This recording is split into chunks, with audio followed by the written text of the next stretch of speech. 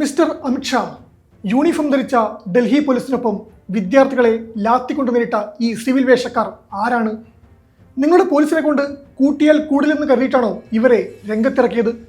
പരീക്ഷാ ചോർച്ചയ്ക്കെതിരെ ചോദ്യങ്ങൾ ഉയർത്തിയ വിദ്യാർത്ഥികളെ അടിച്ചമർത്താൻ ലാത്തിയുമായി ഇവരെ തെരുവിലിറക്കിയത് എന്തിനാണ്? രാജ്യതലസ്ഥാനത്ത് പോലീസിന്റെ സാന്നിധ്യത്തിൽ നിയമം കയ്യിലെടുത്ത ഈ അജ്ഞാതർ ഡൽഹി പോലീസിന്റെ പ്രത്യേക വിഭാഗമാണോ, അതോ ഭരണകൂടത്തിന്റെ തടലിൽ പ്രവർത്തിക്കുന്ന സമാന്തര ശക്തികളോ? മറുപടി പറഞ്ഞേ തീരൂ. ഉത്തരവാദിത്തങ്ങളിൽ നിന്ന് ഒളിച്ചോടാൻ ഡൽഹി പോലീസിനും കേന്ദ്ര ആഭ്യന്തര മന്ത്രാലയത്തിനും കഴിയില്ല. അല്ലെങ്കിൽ ലോകത്തെ ഏറ്റവും വലിയ ജനാധിപത്യ രാജ്യമെന്നത് വെറും വാക്കായി പോകും. ജന്തർ മന്ദറിലും പാർലമെന്റ് വീതിയിലും കാണുന്നത് വെറും ഒരു വിദ്യാർത്ഥി പ്രക്ഷോഭവും അതിനു നേരെയുണ്ടായ ബലപ്രയോഗവും മാത്രമല്ല. ഇന്ത്യയുടെ ഉന്നത വിദ്യാഭ്യാസ മേഖലയെ ഉലച്ച സംഭവമാണ് നീറ്റ് പരീക്ഷാ ചോർച്ച. ഈ ക്രമക്കേടുകൾക്കെതിരെയും കേന്ദ്ര വിദ്യാഭ്യാസ മന്ത്രി ധർമ്മേന്ദ്ര പ്രധാന്റെ രാജിയും പരിക്കേറ്റവർക്കും ഇരകളായവർക്കും അർഹമായ നഷ്ടപരിഹാരവും ആവശ്യപ്പെട്ടാണ് രാജ്യത്തിന്റെ വിവിധ ഭാഗങ്ങളിൽ നിന്ന് 10,000-കണക്കിന് ചെറുപ്പക്കാർ ഡൽഹിയിലേക്ക് മാർച്ച് ചെയ്തത്. പ്രതിഷേധക്കാരായ വിദ്യാർത്ഥികളെ കണ്ണീർ വാതകവും ലാത്തിചാർജുമായാണ് ഡൽഹി പോലീസ് സ്വീകരിച്ചത്. അത് നാം പ്രതീക്ഷിച്ചതാണെങ്കിലും ഇതിനിടയിലാണ് രാജ്യം ഞെട്ടലോടെ ആ ചിത്രം കണ്ടത്. ഔദ്യോഗിക ലാത്തികളുമായി പ്രക്ഷോഭകരെ നേരിടുന്ന സിവിൽ വേഷധാരികൾ. ഡൽഹി പോലീസിന്റെ സാന്നിധ്യത്തിൽ പ്രക്ഷോഭകരെ ആക്രമിച്ച ഈ അജ്ഞാതർ ആരാണ്? ആരുടെ പിൻബലത്തിലാണ് ഇവർ ക്യാമറ കണ്ണുകൾക്ക് മുന്നിൽ ലാത്തി വീശിയത്? മർദ്ദനമേറ്റ വിദ്യാർത്ഥികൾ പുറത്തുവിട്ട ദൃശ്യങ്ങൾ സംഭവത്തിന്റെ ഗൗരവം വർദ്ധിപ്പിക്കുകയാണ്.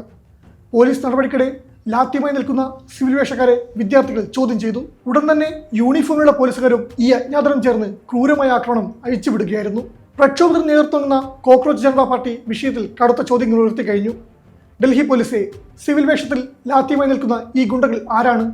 ജനങ്ങളെ തല്ലാൻ നിങ്ങൾ ആരെയാണ് വാടകയ്ക്കെടുത്തിരിക്കുന്നത് എന്ന് അവർ പരസ്യമായി ചോദിച്ചു. പ്രമുഖ മാധ്യമപ്രവർത്തകൻ രവീഷ് കുമാറും വിഷയത്തിൽ പ്രതികരിച്ചു. മുൻപ് JNU സാബർമതി ഹോസ്റ്റലിൽ നടന്ന അജ്ഞാത ആക്രമണങ്ങളെ അദ്ദേഹം ഓർമ്മിപ്പിച്ചു. കുറ്റവാളികൾ ശിക്ഷിക്കപ്പെടാതെ പോകുകയും അന്വേഷണങ്ങൾ വഴിമുട്ടുകയും ചെയ്ത പഴയ ചരിത്രം ഇവിടെ ആവർത്തിക്കുകയാണോ എന്ന് അദ്ദേഹം ചോദിക്കുന്നു. നിയമപാലകർ തങ്ങളുടെ ഉത്തരവാദിത്തങ്ങളിൽ നിന്ന് ഒളിച്ചോടാൻ ഇത്തരം വഴിവിട്ട രീതികൾ തേടുന്നുണ്ടോ എന്ന് സമഗ്രമായ അന്വേഷണം അർഹിക്കുന്ന വിഷയമാണ്. വിദ്യാഭ്യാസ മന്ത്രി ധർമ്മേന്ദ്ര പ്രധാന്റെ രാജി ആവശ്യപ്പെട്ടാണ് നിലവിൽ പ്രക്ഷോഭം നടക്കുന്നത്. അഴിമതി നിറഞ്ഞ പരീക്ഷാ രീതികളിൽ അടിയന്തര പരിഷ്കരണവും ഇവർ ആവശ്യപ്പെടുന്നു. ഈ സമരം ഇപ്പോൾ രാജ്യത്തിന്റെ പൊതുരാഷ്ട്രീയ മണ്ഡലത്തിലേക്ക് വ്യാപിച്ചിരിക്കുകയാണ്. സമരം അടിച്ചമർത്താൻ ഭരണകൂടം കാട്ടിയ കായിക ബലത്തിനെതിരെ പ്രതിപക്ഷ കക്ഷികൾ ഒന്നടങ്കം രംഗത്ത് വന്നു. CPM-ഉം CPM ഉൾപ്പെടെയുള്ള ഇടതു പാർട്ടികൾ ആദ്യം മുതലേ സമരക്കാർക്കുമുണ്ട്. രാജ്യസഭയിൽ പ്രതിപക്ഷ നേതാവ് മല്ലികാർജ്ജുൻ ഖാർഗെ ഈ വിഷയം അതീവ ഗൗരവത്തോടെ ഉന്നയിച്ചു. ഒടുവിൽ രാഹുൽ ഗാന്ധിയും കോൺഗ്രസ് നേതൃത്വവും പോലീസിന്റെ നടപടിയെ രൂക്ഷമായി വിമർശിച്ചു കഴിഞ്ഞു. ആം ആദ്മി പാർട്ടിയും SFI ഉൾപ്പെടെയുള്ള ഇടത് വിദ്യാർത്ഥി പ്രസ്ഥാനങ്ങളും തെരുവിലിറങ്ങി പ്രതിരോധം തീർക്കുകയാണ്.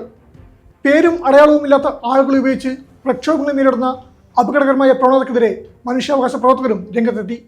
വിദ്യാർത്ഥികളുടെ ന്യായമായ ആവശ്യങ്ങളെ അടിച്ചമർത്തുന്നത് ജനാധിപത്യ വിരുദ്ധമാണെന്നാണ് പ്രതിപക്ഷ നിലപാട്. അതേസമയം സംഭവവികാസങ്ങളെ തികച്ചും വ്യത്യസ്തമായ കോണിൽ നിന്നാണ് ഡൽഹി പോലീസും കേന്ദ്ര ഭരണകൂടവും നോക്കിക്കാണുന്നത്. ബാരിക്കേഡുകൾ തകർത്ത് പാർലമെന്റിലേക്ക് ഇരച്ചു കയറാൻ ശ്രമിച്ച സമരക്കാർ പോലീസിന് നേരെ കല്ലേറ് നടത്തിയെന്നാണ് ഇവർ പറയുന്നത്.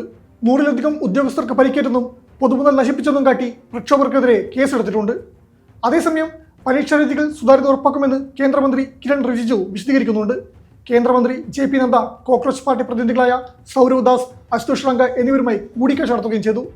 എന്നാൽ സമാന്തരമായ പ്രക്ഷോഭത്തിൽ അക്രമങ്ങൾ നടത്തി സമരം വഴിതിരിച്ചുവിടാൻ ആസൂത്രിത ശ്രമം നടന്നുവെന്ന സംശയം വിദ്യാർത്ഥി പ്രസ്ഥാനങ്ങൾ ഇപ്പോഴും ഉന്നയിക്കുകയാണ്. ചോദ്യപേപ്പർ ചോർച്ച കാരണം ദശലക്ഷക്കണക്കിന് ചെറുപ്പക്കാരുടെ ഭാവിയാണ് അനിശ്ചിതത്വത്തിലായത്. ഇത്തരം സാഹചര്യത്തിൽ പ്രതിഷേധങ്ങളെ അഭിമുഖീകരിക്കേണ്ടത് ജനാധിപത്യപരമായ സംഭാഷണങ്ങളിലൂടെയാണ്. പോലീസിനുടെ വേഷത്തിലോ അല്ലാതെയുള്ള ഏതൊരു അടിച്ചമർത്തലും ചോദ്യങ്ങളെ താൽക്കാലികമായി ഇല്ലാതാക്കിയേക്കാം. എന്നാൽ അതുയർത്തുന്ന ഭരണഘടനാപരമായ പ്രതിസന്ധി ദൂരവ്യാപകമാണ്. ഒരു ജനാധിപത്യ രാജ്യത്ത് വിദ്യാർത്ഥികൾ തങ്ങളുടെ ഭാവിക്ക് വേണ്ടിയും സുതാര്യമായ പരീക്ഷകൾക്ക് വേണ്ടിയും തെരുവിലിറങ്ങുമ്പോൾ അവർക്ക് മുന്നിൽ ഉയർന്നു വരേണ്ടത് ലാത്തികളോ അടിച്ചമർത്തലുകളോ അല്ല, മറിച്ച് വ്യക്തമായ ഉറപ്പുകളും നീതിയുമാണ്. യൂണിഫോം ഇല്ലാത്ത വ്യക്തികൾ ലാത്തിയുമായി സമരക്കാരെ തല്ലിച്ചതക്കുന്ന രംഗങ്ങൾ ഡൽഹി പോലീസിന്റെയും കേന്ദ്ര ആഭ്യന്തര മന്ത്രാലയത്തിനും വിശ്വാസത്തിലേക്കേറ്റ വലിയൊരു പ്രഹരമാണ്. ഇതിന് കൃത്യമായ മറുപടി നൽകാൻ കേന്ദ്ര സർക്കാർ ബാധ്യസ്ഥരാണ്. പോലീസിന്റെ വേഷത്തിലെത്തിയ ആ അജ്ഞാതർ ആരായിരുന്നു എന്നതിന് ഉത്തരം ലഭിക്കുന്നതുവരെ ഈ ചോദ്യങ്ങൾ രാജ്യ തലസ്ഥാനത്ത് മുഴങ്ങി കേൾക്കുക തന്നെ ചെയ്യും.